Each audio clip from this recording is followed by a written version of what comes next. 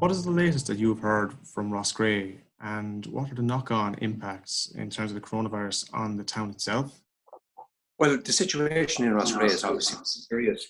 I've raised the issue of clusters of meat plants by Minister Reid nearly 4 weeks ago now at a meeting that he done with the opposition spokespersons on agriculture and food. And I raised it again last Thursday in the Dáil. The situation there is very serious in that you have in excess of 120 workers who've been infected with COVID. The first outbreak was there well over a month ago when one worker went down very ill with it. My own opinion is that quicker action should have been taken.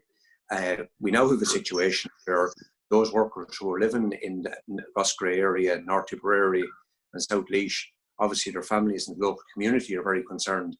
And from a Sinn Féin point of view, we're very concerned about jobs, protecting workers' health, and indeed protecting the food supply chain, because this is really important at this time. It's one of the few sectors that is continuing to work throughout the current emergency, and the importance of our own indigenous food supply chain cannot be overstated. So it's having a serious effect in the area. I understand that some measures are now being taken in the factory, some additional measures, but I think the point is, and workers have been saying, is that those measures should have been put in place back 3-4 weeks ago. And I suppose we now know, on a wider scale, there are 6 that we're aware of COVID-19 clusters in meat factories. Should the Department of Agriculture name these affected factories in the interest of public health and safety? Well, I think the important thing here is that where there's large clusters anywhere, I think it's important that people know about it from the point of view of public health and the health of workers, and ultimately the industry as well. It's not good enough to sweep problems under the carpet. We need to be able to identify where the risks are. We need to be able to identify where there are serious outbreaks, and the necessary steps need to be taken then by the HSE officials, by the Department of Agriculture officials, to make sure that there's swift action taken to deal with it. And I think that in the case of the meat plants, I think that the factory inspectors and the vets in the department, their game needs to be stepped up, because I think there are questions here in relation to oversight and in terms of why more extensive action was not taken across this, not just in Roscrea, but across the industry. It's very, very important that was done where you have large numbers of workers working in close quarter. Quicker action could have been taken sooner, I think, right across the industry. And, if we identify where there are clusters now, those clusters need to be identified, named, and dealt with as quickly as possible. And you're saying more needs to be done. Should priority testing for workers in the meat processing sector, should this be an option? Well, of course, anywhere a cluster appears, the test needs to be run at workforce. Temperature testing has been introduced a number of weeks ago at a lot of the plants, including Roscrea, and I welcome that. But if a worker is shown at temperature, the chance shouldn't be taken to let them into work. They should be sent home straight away.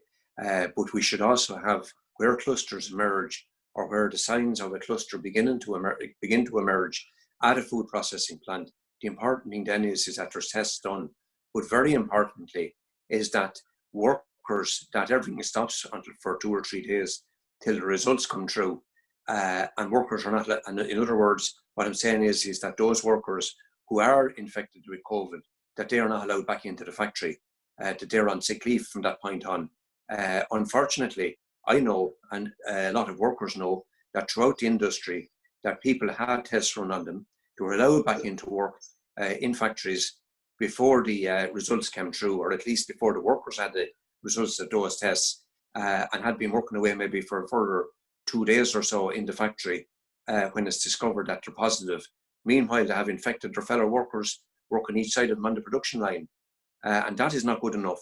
And it's not, from a business point of view, it's not good business, because you're obviously damaging your own industry and you're obviously allowing your own workers to become infected. So it's important that it's better to lose a couple of days production than to lose an industry or to seriously damage that industry. That's the point I'm making here. Obviously, there's huge concern throughout the food chain regarding these clusters in the meat plants. Last week, Dawn Meats in Kilbeggan announced a temporary closure. From what you're hearing, could there be more temporary closures of meat plants down the line? Well, hopefully there's not. I mean, because right across society, we want to get on top of this virus. We want to try and manage it. We want to try and we want to kill off the virus, obviously, and everybody, I think, in society wants to do that. And you know, Irish society and the communities right throughout the country have really rallied to the cause here. And we don't want to see any part of the industry closing. But I think where there are serious clusters emerging, it's better that a processing unit, that a factory closes for a few days to run tests on workers, to do the deep clean of the facilities, maybe to organise better social distancing, and get the production plants back up and running again, than to somehow just imagine that you can test workers and let everybody back in, and then after a few days discover that, well, half your workforce is infected, so we'll now isolate them. But while they've allowed that to happen, you've also infected other members of the workforce. And that's a real problem. And there's evidence of that happening across. Certainly workers are sharing huge concerns with the likes of myself over that. That's a real concern for them. But I think quick action is the name of the game. And the other thing as well is that we need to look at, I mean, you know, if people, and I know that's very, you know, you have a lot of workers in a particular area, in boning halls and on the kiln lines and that. So the option of where there is one shift operating, which workers suggested many weeks ago in some of the plants, that they would go on 2 shifts to separate workers and to reduce the number of people on the factory floor at any one time by a half. You know, workers and unions have suggested positive measures. They haven't always been taken on board, unfortunately. Some companies have, and I mean, Dawn Meats closed very, very quickly to try and get on top of it once they had 4 cases, and they've done the right thing for whatever reason, but they've certainly done the right thing there, and that's what needs to happen to, you know, so as workers can be safe and people can have confidence in the food industry. Last week, you mentioned in the Dáil that the EU COVID-19 aid package is a drop in the ocean, I suppose, just to, you know, with all these closures, with everything in place. What would you consider, or what would Sinn Féin be proposing, and what would you consider to be a sufficient support in place for the sector? Well, €8 per farmer in the EU isn't sufficient, and that's what the aid package amounts to. Now, Minister Creed conceded that last week in the Dáil, and I welcome that he said that it's a beginning, but the government did appear to welcome it when it was announced first, the 80 million. I mean, 80 million across the 27 EU states is literally a drop in the ocean. So we need a more substantial package than that. We also need to look at issues along with financial help, and obviously there needs to be a substantial package there, you know, to sustain the food industry and food production throughout this crisis. But we must also look at measures in relation to imports into the European Union of beef and other products that where there's already an oversupply of them in the European markets. Because as every farmer will know, and every factory worker will know, that it's supply and demand is the name of the game. And if the market is oversupplied, prices are going to be forced downwards. Then we're also facing a situation where you have costly storage costs that will have to be paid for by our public funds as well. And that's okay that we do that. That's right that we do that. But ultimately, what we need to be trying to do is to manage the supply across the European Union. And the government here need to be fairly strident and forceful, and also seeking to support. I think this is very important, that to seek the support of other agricultural ministers and indeed other heads of state and governments to back a line here that imports of beef and other produce that there's already an oversupply of in the EU market, that is terminated on a temporary basis for the period of this COVID-19 emergency. Would this be tied in with like the Mercosur agreements, or like the South American, or Well, our view of Mercosur is in line with the motion and the proposal that I got pushed, that I got through the door last July with the backing of all parties. That what should happen is that the beef element, at least, and some other elements of Mercosur just shouldn't fly at all.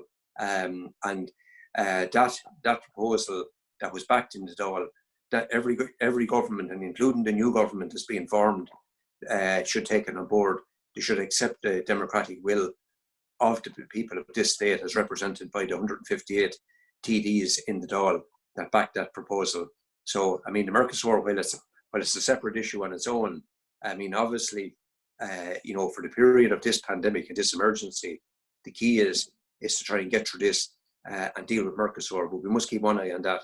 And of course, while all of this is happening, we have the Brexit time bomb taken away, unfortunately, as well. And we know the implications of that. And the really hard part of that has to be dealt with now. We've dealt with the easy part was Britain signing up to the divorce, accepting the divorce agreement. The deal now is that how we work out the trade agreement, and obviously that's going to be and the terms that this state and other EU states trade with England, Scotland, and Wales, and that's one really to watch, and we have to be prepared for that as the summer goes on. The new government, and indeed ourselves, the likes of ourselves, all political parties, will have to ensure that we get the right shape on that to protect trade from this state, particularly the agri-food sector.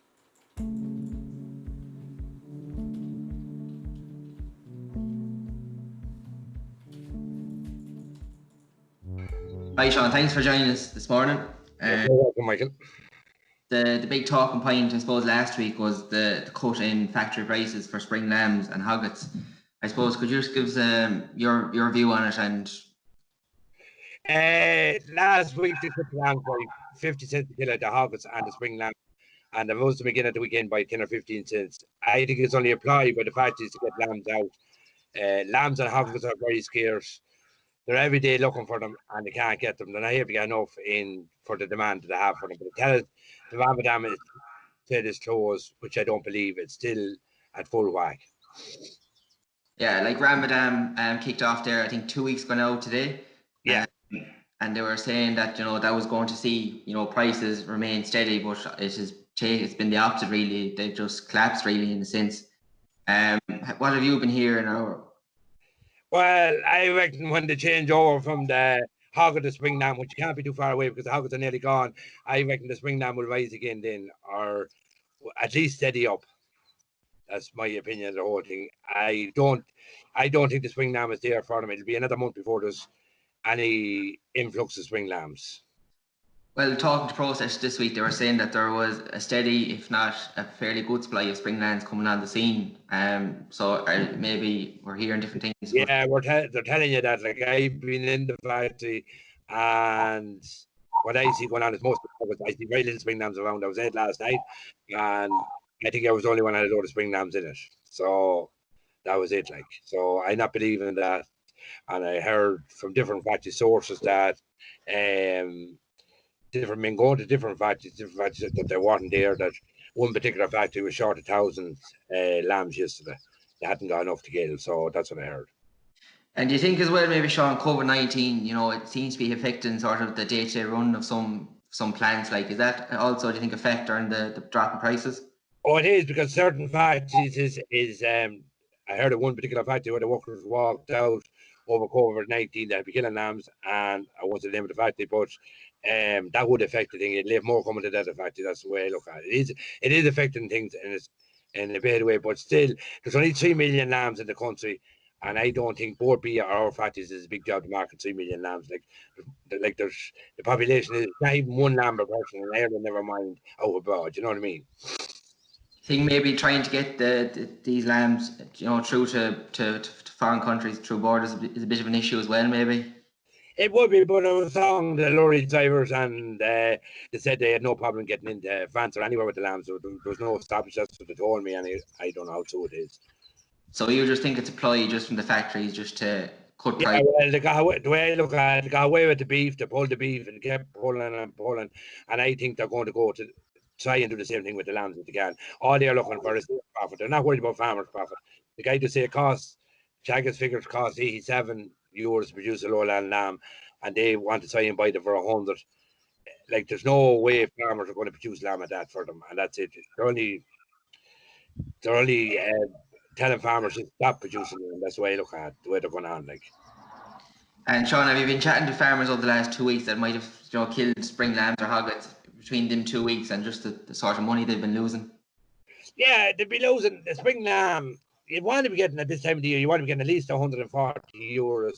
They're coming into around 122, 23 euros. So you're talking about 18 euros of a loss, like, you know what I mean?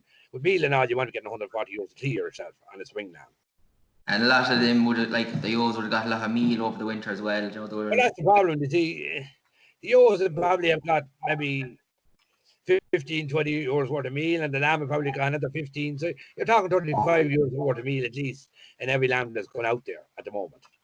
And I suppose maybe just looking back again, Sean, you know, coming up to, prior to COVID-19, you know, the prices were steady, and they were even climbing a small bit. And then obviously then the factory pulled the price then, I suppose, the week or two into lockdown. And, you know, that was obviously, you had a few thoughts on that as well. And then prices went up again and then collapsed again. Like, it's very volatile, isn't it, compared to the beef? Like, the beef just came down and sort of stayed down.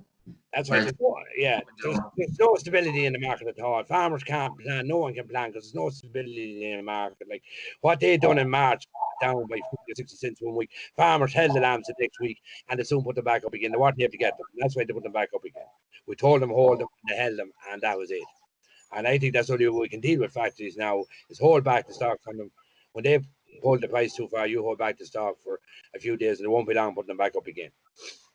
But you think farmers can afford to that, Sean? You know, they need to pay their bills. Like, you know, can they afford to hold back stock and let them go overweight then, and then you're just being penalised then again? It's just... Well, they probably can't, but this time of the year now, there's such little supply, you could afford to hold it back for a few days. Like, you know what I mean? It's not like the peak time in 2 months' time or whatever when the whole lamb comes out, could afford it. And they could make an extra 10 or 15 cents a lamb to a farmer, which would be an extra maybe 3 or 4 euros a lamb. You know what I mean? That's the way I look at it. And I've seen as well over the last 10 days or so that the live market has taken a hit as well because of the fatty prices. Like, there was a strong mare trade the past couple of months, and that took a hit there over the last 2 weeks. It did on the lambs. It did on the lambs and the hoggles, but not to as big an extent as in the factories. Like, I see agents for in March buying for the factories, and like, they're able to give more for the lambs and some of the marts that I'm able to get to kill them. The ewe trade for the export of ewes, they're worth a lot more in the mart than they're worth in the factory at the moment. That's the thing, Sean. Like, the cast ewe traders remain fairly strong, and price in the factories, you know, have stayed the same or roughly the same. There's might have been a 10-cent drop here or there, but they've usually come up more. They're less volatile than the spring lambs and the hoglets. Yeah, a lot less volatile. Like, the heavy ewe is worth a lot more in the mart at the moment than in the factory. That's all I know. Like, she could be worth 20 euros more in the mart than she is worth in the factory to kill. And just then, finally, I suppose, Sean, is just chatting to market managers over the last while. They've been saying that there's been a scarcity of ewes with lambs at foot, and then they've started coming onto the scene the last 2 weeks, and there's been big prices being offered for these types. Farmers are obviously on the lookout for ewes and lambs, I see. Oh, farmers are looking out for ewes and lambs. They're trying to get, before the 15th of May, they're trying to get stock on the land, and they don't see any future in cattle at the price of them, and they're just trying to get the minimum stock and weight just to start the single farm payment. That's what they're at, and they give any money to get ewes and lambs at the moment. Perfect. No, thanks again, Sean, for joining us this morning. Appreciate it. You're quite welcome, Michael. Thanks a million.